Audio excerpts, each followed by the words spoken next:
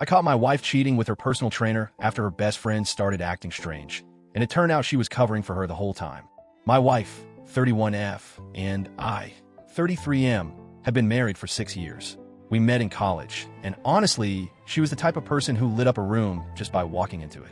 Smart, driven, hilarious in the weirdest ways, she had this ability to make people feel seen, including me.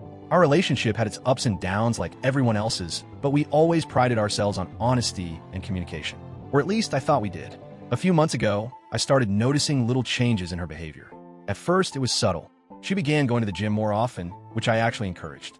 She said it helped her clear her mind, manage stress, and just feel better physically. I didn't think anything of it. She was doing something for herself, and that was fine. But then it got excessive. She started going nearly every day, sometimes twice. If she missed a session, she'd get oddly irritable, like it ruined her whole day. Then came the changes in how she dressed. She always looked great, but now it felt intentional. She started wearing tighter gym clothes, putting on makeup before workouts, and even getting her nails done more frequently, something she never really cared about before. When I asked her about it, she just laughed and said, "A girl can't look good for herself?" Fair enough. I didn't want to be controlling, so I let it go. But the phone behavior? That was different. She became very private. She used to leave her phone lying around the house without a care. Now it was glued to her hand. If she wasn't actively using it, it was face down, always on silent. Once, I picked it up to hand it to her while it was ringing, and she practically snatched it from me like I had touched something sacred. I remember the look in her eyes. It wasn't just surprise. It was fear. Still, I kept brushing things off. I told myself maybe I was being insecure. Maybe she really was just going through a personal transformation, trying to feel better about herself. But deep down, I felt it. That nagging voice whispering that something didn't add up. The final straw, though, the moment when things really began unraveling, wasn't even because of her. It was her best friend, Liv, 30F. That woman had been her rock for years. She used to chat with me freely, hang out with us all the time. But lately, she barely looked me in the eye. Conversations with her felt stilted, forced, like she was hiding something. One night, we ran into her at the store, and she practically bolted like she didn't want to be seen with me. That was when everything shifted from suspicion to a gnawing sense of certainty. Something was going on. I just didn't know what yet. Liv, my wife's best friend, had always been like family to us. She was around for birthdays, holidays, late-night wine nights. She even helped plan our anniversary trips. For years, I trusted her like a sister. She was fiercely loyal to my wife, but also funny and down-to-earth with me. That's why her recent behavior was so jarring. It didn't start all at once. At first, it was little things. She stopped hanging around the house when she used to come by almost weekly. If I answered my wife's phone when Liv called, she'd cut the conversation short or make an excuse to hang up quickly. One time, I passed her in the hallway at a mutual friend's party, and instead of her usual hug and smile, she gave me this awkward half nod and kept walking.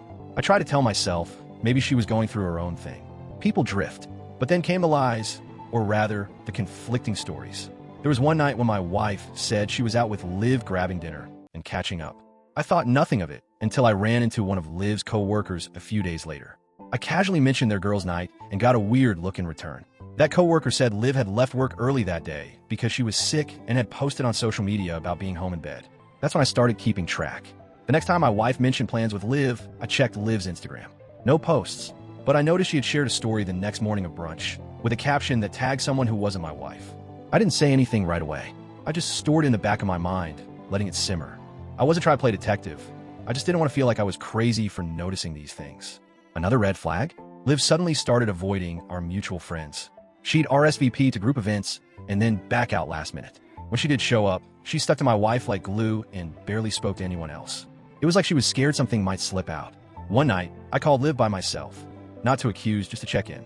She sounded surprised to hear from me. I said, "Hey, is everything okay between us? You've been kind of distant lately." There was a long pause before she muttered, "No, I'm fine. Just busy, you know." Then she said she had to go and hung up without even a proper goodbye. It felt like I was being iced out, and I didn't understand why. But what really messed with me was a look she gave me one evening. We were all at a birthday dinner, and I caught Liv staring at me from across the table. Her expression wasn't angry or annoyed. It was sad. Like she knew something I didn't, and it was tearing her up. That was the moment I knew for sure. Whatever was happening, Liv wasn't on it. She wasn't just covering for my wife. She was protecting her from me. But why? After that night, at the birthday dinner, I couldn't shake the feeling that something was being kept from me. It wasn't just my wife's odd behavior anymore. It was Liv's secrecy, her guilt-ridden glances, and the way she avoided being alone with me. I tried to talk myself down again. Maybe I was overthinking. Maybe I was turning into one of those paranoid husbands. But my gut told me otherwise, and this time, I decided to trust it. I didn't want to snoop. I hated the idea of invading someone's privacy, especially someone I loved. But when that love starts feeling like a lie, the lines get blurry. I started with small things. I checked our shared credit card statements. There were charges I didn't recognize, restaurants we'd never been to, Uber rides late at night, and a recurring charge from a boutique hotel downtown. My wife hadn't mentioned any business trips or girls' nights that would explain it. Then I looked at her gym schedule. She'd said she was working out more often with her new personal trainer, some guy named Nate. She talked about him like he was some miracle worker, like he'd unlocked her inner strength. But when I called the gym pretending to inquire about personal training packages, I found out Nate didn't even take on clients at the hour she claimed to be there. In fact, most of her sessions weren't on the schedule at all. Something wasn't adding up. I started paying closer attention to her phone habits. She had a new passcode, one she never told me, and she kept her phone with her, even when she went to the bathroom or took a shower. Once, she left it charging in the kitchen while she was in the backyard.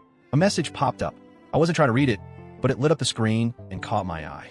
It was from someone saved as T, and it said, "Last night was perfect. I needed that. Same time Thursday." She came in just as I was about to pick up the phone. The look on her face when she saw me near it, it wasn't just fear. It was pure panic. She forced a smile and asked what I was doing, and I lied. I said I was checking the time. She didn't believe me, but she didn't push. She just grabbed the phone and walked away. That night, I barely slept.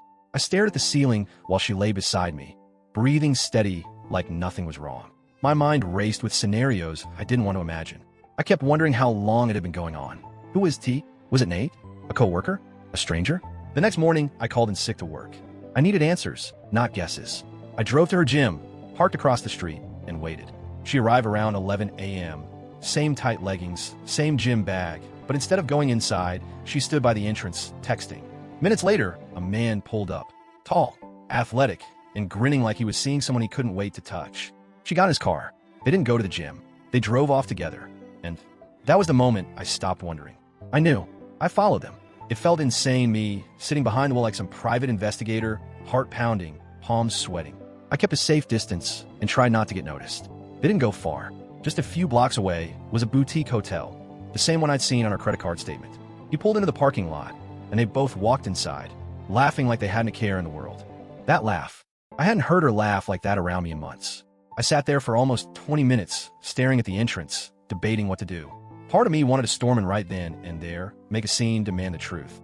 But another part, the one still barely holding on to dignity, told me not to lose control. I took pictures, not because I wanted revenge, but because I knew how easily people twist stories when they're cornered. I needed facts, undeniable, visible truth. When she came home that night, everything felt off. She walked in with her usual fake tired sigh, dropped her gym bag by the door, and kissed me on the cheek like she hadn't just spent the afternoon cheating. I stared at her for a few seconds too long. She asked what was wrong. I said I was just tired. But I wasn't tired, I was done. The next evening, I asked her to sit down. I kept my voice calm. I told her I knew about Nate. I told her about the credit card charges, the gym inconsistencies, and finally, the hotel. At first, she tried to play dumb. She laughed. "Are you serious? You think I'm cheating on you with my trainer?" And I showed her the photos. The color drained from her face. Her jaw clenched, and she just stared at me. There was no apology, no tears, just this weird silence, like she was trying to decide which version of the lie to stick to. And then came the gaslighting. She said, "You've clearly been spying on me. This is controlling and abusive. I don't even know who you are anymore." I couldn't believe it. She'd been lying for who knows how long, and now she was flipping it on me. I told her I wasn't interested in playing that game. I wanted honesty. That was all. After a long pause, she finally muttered, "It wasn't supposed to happen. I didn't plan for it. It just got out of control." She admitted to the affair, said it started as a harmless flirtation, claimed she felt lost, disconnected, and Nate helped her feel alive again. I asked her if Liv knew. Her eyes darted, then dropped to the floor. She didn't want to be involved, she whispered. That was a lie, and we both knew it. I stood up, heart pounding. I told her I needed space. Time to think. She didn't fight me. She didn't cry. She just sat there quiet, and that silence told me everything I needed to know. I didn't go home that night. I packed a small bag, left her sitting in silence on the couch, and checked into a hotel. Ironically, not far from the one she'd used for her affair. I needed to clear my head before I made any decisions I couldn't take back. But even in that sterile hotel room, sleep didn't come. I just lay there, playing back every moment of the past few months, wondering how I'd missed it, wondering how someone I'd loved so deeply could lie so effortlessly. The next morning, I decided to pay Liv a visit. I didn't call or text. I just showed up at her apartment. She looked shocked when she opened the door, like she expected to never face me again. I didn't yell. I didn't accuse. I just said, I know everything. I just want the truth from someone who won't lie to my face again. She hesitated. For a moment, I thought she might slam the door shut, but then she stepped aside and let me in. The tension in the room was suffocating. She wouldn't look at me directly, just stared at the floor, fidgeting with the sleeves of her sweatshirt.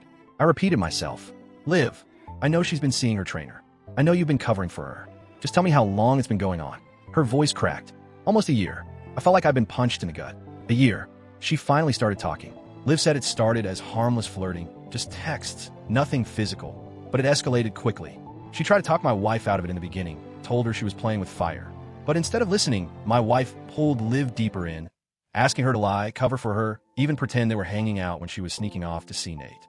I hated it, Liv said. I hated lying to you, but I didn't want to lose her as a friend. I asked her if she ever planned to come clean. She just shook her head. It wasn't my place. That phrase, not my place, stuck with me. It was such a convenient excuse. An easy way to avoid guilt while still being part of the betrayal.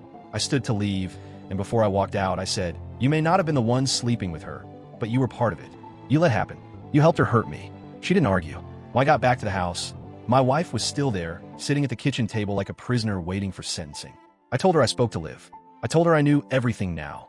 How long it had gone on, how deeply she'd betrayed me. And then I said I wanted a separation. No yelling, no dramatic exit, just finality. She started crying. Finally, she begged me to reconsider, said she'd go to therapy, said she was willing to do whatever it takes. But it was too late. The damage was already done. In the days that followed, my life became a blur of emotions and logistics. I moved in with my brother temporarily, grateful to have a place to stay while I sorted everything out. Word of what happened spread fast.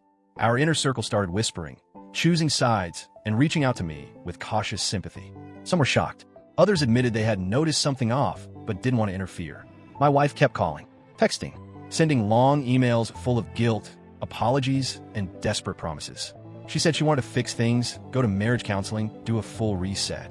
But her promises felt like a Band-Aid slapped on a wound that needed surgery. A year-long affair wasn't a mistake. It was a series of daily decisions, each one choosing someone else over me. She even sent me flowers once, a bouquet with a card that read, "For all the times I chose wrong, I'm choosing you now." I didn't respond. The worst part wasn't the betrayal itself. It was the erosion of trust, the slow unraveling of the person I thought I knew. Every memory now felt tainted. Our anniversary trip last summer, she was already deep in the affair by then. That night we danced on the beach, laughed over wine. She'd probably texted him the next day. It's like I was mourning someone who hadn't even died. I filed for legal separation. That alone hit her hard. Her voice cracked when I told her I'd already spoken to an attorney. "You're really doing this?" she asked, like I was the one ending something sacred. I reminded her that she'd already ended it a long time ago. She just never told me. Liv sent me one final message. It wasn't an apology. It was more of a goodbye. She said she was stepping away from both of us, that the guilt had become too much, and that she needed time to figure herself out. I didn't reply. There was nothing left to say. Some friends tried to convince me to forgive, saying, people make mistakes, or at least she told you the truth in the end. But telling the truth after getting caught isn't bravery, it's survival. The silence that followed was painful, but peaceful. No more lies, no more second-guessing, just quiet. And in that quiet, I started finding clarity. I started going back to the gym, not to compete with a personal trainer or chase revenge, but to feel strong in my own skin again. I started therapy, reconnected with old friends, picked up hobbies I'd let slip. For the first time in months, I felt like me again. This isn't the ending I imagined when we said I do, but maybe it's the one I needed. And maybe, just maybe, it's the beginning of something better. Update 1. It's been a few weeks since I told my wife I wanted a separation. I've had time to let the dust settle, and honestly, things didn't unfold the way I thought they would. I figured she'd eventually let go, maybe even get defensive or bitter. But instead, she's been trying to win me back with every tool in the book: guilt, nostalgia, self-pity, even love bombing. It started 2 days after I filed the paperwork. She showed up at my brother's house unannounced. I didn't even know how she got the address. He lives on the other side of town, and I'd never given it to her. But there she was on the front porch, holding a little photo album she'd made of our best moments. Vacations, birthdays, random selfies, and a handwritten note on the last page that said, "I still believe in us." I didn't let her inside. We talked on the porch. I asked her calmly, again, why she thought I'd want any of that after what she did. She cried, of course, said all the things she'd said before, that she felt disconnected, like I was distant in the months before the affair. That Nate gave her attention and validation when I wasn't. that it didn't mean anything. But here's the thing. That line, "it didn't mean anything," makes it worse, not better. If it didn't mean anything, then she was willing to throw away our marriage for nothing. If it did mean something, then she was willing to cheat for love. Either way, I lose. I told her that. She tried to pivot, said she'd ended things with Nate, that she blocked him and quit the gym. I didn't ask her to do that. And frankly, I don't care. Ending the affair after it's been exposed doesn't undo the damage. It's not accountability. It's damage control. And then came the twist I wasn't expecting. Her family got involved. Her younger sister reached out to me first, asking to grab coffee and talk. I agreed, thinking maybe she just wanted to offer support or say she was sorry for everything that had happened. Instead, the conversation turned into a weird guilt trip. She said things like, people do make mistakes, and you two have so much history. And if you walk away now, you're throwing away years over one bad chapter. One bad chapter? I told her I appreciated the concern, but this wasn't a minor slip-up. This was a year-long affair. Lies, deception, gaslighting, cover-ups. This wasn't a bad night. This was a secret second life. A few days later, her mom called me. I didn't answer, but the voicemail was long and awkward. Something about marriage vows being sacred and forgiveness being divine. I get it, they love her. They want to believe she can fix this.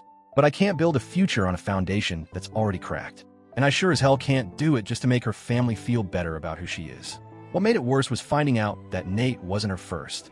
Yeah, that discovery came out of left field. A former mutual friend messaged me on Instagram, someone we used to double date with before life got in the way. He said he'd heard about the separation and wanted me to know that years ago, when my wife went on a girls' trip to Vegas, something happened with a guy at the hotel bar. Apparently, she confessed it to her friend in a moment of drunken honesty, but made her swear to never tell me. And that friend kept quiet. Until now, I confronted my wife about it. She denied it first, then backpedaled, then finally admitted it was a stupid one-night mistake. It didn't matter. And again with it didn't matter. Funny how these things never matter to the person doing them. It was in that moment I felt all remaining hope just disintegrate. If this wasn't the first betrayal, then who's to say it would have been the last? How many others had there been that I didn't find out about? How many truths were still out there, hidden beneath the fake smiles and carefully worded apologies? I told her the separation would be permanent, that I'd be filing for divorce. She cried again, begged again, but there was nothing left to talk about. As for Liv, she moved out of state. I don't know if it was guilt, shame, or just a desire to start over somewhere new. She sent me one final message before she left. Said she hoped I could heal, that she never meant to hurt me, and that she was sorry for not being stronger when it counted. I didn't reply. At that point, her words meant about as much to me as my wife's did. Too little, too late. It hasn't been easy. I still wake up some mornings expecting to hear her in the kitchen, making coffee and humming to herself. I still look at certain photos and feel this sick wave of nostalgia and betrayal wrapped into one. I've started therapy, and I'm focusing on getting my life back, slowly, piece by piece. I've also reconnected with friends I drifted from over the years. They've been a solid lifeline, offering support without judgment. Some of them admitted they'd always felt something was off in my marriage, but didn't want to meddle. I don't blame them. When you're on the outside looking in, it's easy to assume the smiles are real. But I'm not smiling for show anymore. I'm not pretending that things are fine, just because people expect me to be okay. I'm working on being real, honest, whole, even if it means starting from scratch. Update 2. So it's official now. The divorce papers have been signed. It felt surreal. I sat across from her in the mediator's office, watching her hands tremble as she picked up the pen. We didn't say much, just exchanged a few tired looks. A part of me wanted to hate her in that moment, to feel rage or contempt or something explosive. But all I felt was numb, empty. I think I had already done most of my grieving long before the ink touched the paper. We agreed to keep things as civil as possible. No messy court fights, no dragging things out. We didn't have kids, which made it easier in some ways, but dividing the life we built together, our home, the shared savings, the furniture we picked out on weekend dates, it still hit hard. Every decision was a reminder of what we used to be. But here's where things got darker. After the papers were filed, a guy named Marcus, someone I barely knew from our old social circle, reached out to me. I hadn't seen him in over a year. He said he heard about the divorce through mutual friends and felt like he needed to clear his conscience. He said he hooked up with my wife 2 years ago. It was at a friend's engagement party when I was out of town visiting my parents. She'd stayed behind due to work, and apparently, they ended up in the same hotel after the party. One drink led to another, and the rest was history. He said she told him it was just a fling, that we were going through a rough patch and had an understanding. We did not have an understanding. I felt sick. I didn't want to believe him, but when I confronted her about it, yes, I called her one last time, she didn't even try to deny it. She said, it was before things got really bad. It was stupid, and I regretted it, but I didn't think you'd ever find out. There was again that quiet admission, so matter of fact, like she was reporting the weather, that brought the total number of confirmed affairs to 3. 3 that I knew of. I couldn't even begin to guess how many others had been swept under the rug. At that point, I just stopped asking. I was done digging for more pain. What stung the most was realizing I'd been sleeping next to someone for years without really knowing who she was. I thought we had something unshakable. I thought she was loyal, even when we had our rough patches. Turns out, I was loyal enough for both of us. And she was simply looking for the next high, the next excuse, the next secret. But here's where things started to shift. After everything collapsed, something strange happened inside me. I stopped feeling like a victim. I stopped obsessing over why or how. Instead, I started thinking about what I wanted my life to be now that it was mine again. So I made some changes. I moved into a small apartment of my own. Nothing fancy, just something quiet and mine. I changed my number, blocked her and most of her friends, and did a digital detox. I threw out every photo of us that wasn't already buried in old hard drives, and I gave away the furniture that reminded me too much of our life together. Purging felt therapeutic. I started running again. Not for fitness or revenge, but just to feel movement, breath, rhythm, something alive. I even joined a local hiking group. I made a few new friends, mostly people outside my usual circle, which has been refreshing. No one knew me as her husband. I'm just me now. Therapy has been a huge part of the healing. I won't lie, some sessions were brutal. I had to confront uncomfortable truths about why I ignored so many red flags, why I made excuses, and why I accepted less than I deserved for so long. But that's the point. Growth isn't comfortable, it's necessary. Funny thing, I started journaling again. I hadn't written for years. It started as an outlet, scribbled frustration on crumpled pages, but over time, it became something deeper. Clarity, self-reflection, even hope. And as for dating, I'm not there yet. People have encouraged me to try again. Get back out there, they say, but I'm not looking for someone to fill a void. I want to feel whole first. I want to know I can trust myself again before I try trusting someone else. There was a time when I thought I'd never laugh again. Not really. But the other day, I was at a friend's birthday party. Nothing fancy, just pizza, board games, and loud music. And for the first time in a long time, I laughed. Not polite laughter, not forced, just real, spontaneous, gut-level joy. I didn't think about her, or the past, or how it all went wrong. I was just there, in the moment. And it felt good. It reminded me that healing isn't about forgetting. It's about remembering who you are underneath the wreckage. She might have taken years of my trust. She might have rewritten the story of our marriage with lies. But she doesn't get to define my future. That part is mine, and I'm finally learning how to write it for myself. Final update. It's been just over a year since everything fell apart. It feels strange writing this last update. For a long time, I didn't think there would be a final anything. Back then, every day felt like an open wound, bleeding memories, questions, pain. I used to check my phone obsessively, half hoping, half dreading a message from her, from a friend, from anyone connected to the mess I had to crawl out of. But now, my phone is quiet. My mind is calmer. My life is mine again. A few weeks ago, I ran into her by accident. I was grabbing a coffee at this little shop near my apartment when I heard someone say my name. I turned, and there she was. My ex-wife. She looked different. Older, not in the physical sense, but like someone who had walked through her own kind of storm. There was a long pause. One of those awkward silences that seemed to stretch for minutes, even though it's probably just seconds. She said, "Hey." I nodded, gave a quiet "hey" back. Then she asked if we could talk. At first, I wanted to say no. Everything in me tensed up. I could feel the old anger, the betrayal, the heartbreak boiling beneath the surface again like it had all just happened yesterday. But then I exhaled, slowly, and I said, "Okay." We sat outside on a bench near the sidewalk, coffee cups in hand, and for the first time in over a year, we spoke like two people. Not enemies, not strangers, just two human beings with a shared past. She told me she was sorry. Really sorry. She said she had started therapy shortly after the divorce, and it opened her eyes to a lot of things. About her need for validation. About the way she used attention and secrecy to avoid dealing with emotional pain. She didn't try to justify what she did. She didn't blame me, or her friend, or even the personal trainer. She owned it. She said, "I don't expect you to forgive me. I just wanted you to know I understand now. And I hate what I did to you. I didn't expect that." I told her I appreciated the apology. I also told her that I had stopped hating her months ago, carrying that much bitterness. It was like drinking poison and expecting her to get sick. I let it go, not for her, but for me. And here's the strange part. I did forgive her. Not all at once. Not completely. But I forgave the version of her who was broken and didn't know how to love honestly. I forgave myself too, for staying too long, for not listening to my gut, for doubting my worth. We didn't stay long after that. We parted ways with a simple goodbye. No promises to stay in touch. No forced nostalgia. Just two people walking away in different directions, hopefully better than we were before. That was my closure. Since then, life has continued to evolve in ways I never expected. I've been accepted into a graduate program, something I put off for years because timing never worked or we couldn't afford it.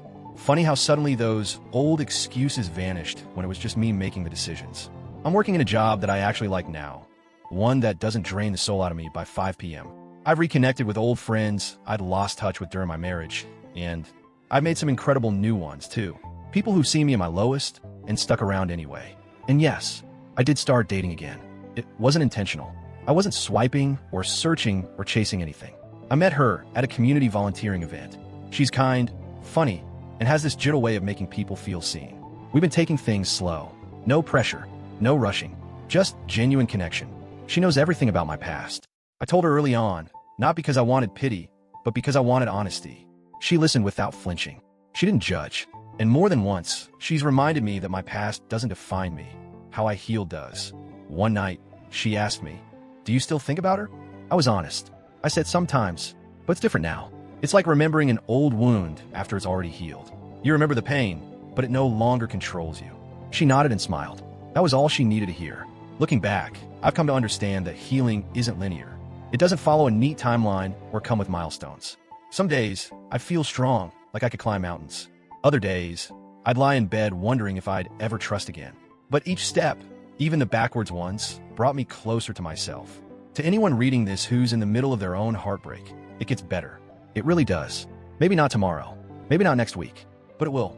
One morning, you'll wake up and realize you didn't think about them the night before. Then a week will go by without tears. Then a month. And then you'll laugh again, really laugh, and it won't be forced. You'll start to love your life again. I don't regret loving her. I regret not loving myself more in the process. But now I do. I've learned that you can survive betrayal. You can survive heartbreak. And on the other side of all that pain, there's something extraordinary. Clarity, freedom, and peace. This chapter of my life is finally closed. And for the first time in a very, very long time, I'm excited to see what the next one holds.